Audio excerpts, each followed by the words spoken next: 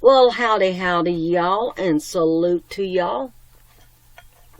It's fine Monday morning. Okay, now I'm not going to read this whole thing to you because it's the way they did things back then, okay? Like in verse 6, this is chapter 7, verse 6, but I speak this by permission and not of a commandment, okay? And he basically tells you to avoid fornication. Every man and every woman have their own husband or their own wife.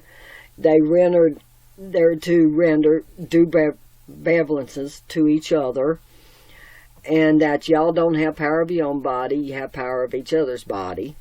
Okay, and if you defraud ye not one another except with consent for a time, and if y'all start getting, all excited, you come back together, okay?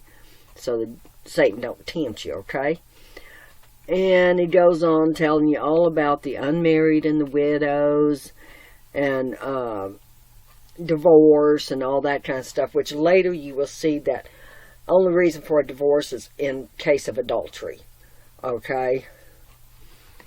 Which that's later on, in Jesus' time. He'd prefer you not get a divorce.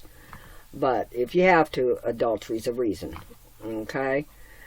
And talking about if any man's called being circumcised, let him not be uncircumcised. It is any called, let him not be circumcised. Circumcision is nothing, and uncircumcision is nothing but keeping of the commandments of God.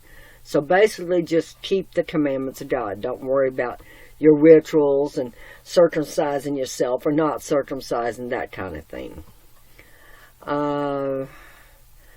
But if thou mayest be made free, use it rather. For he that is called in the Lord, being a servant, is the Lord's freeman. Likewise also he that is called, being free, is Christ's servant. So either way, okay? And then tells you on about the virgins and how to deal with virgins.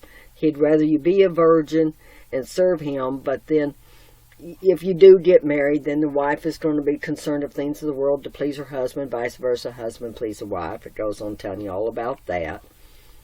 And then staying steadfast in your own heart.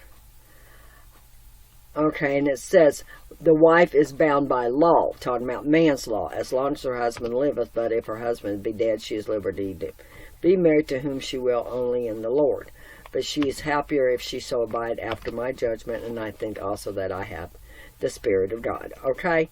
So that's just the way they did things back then.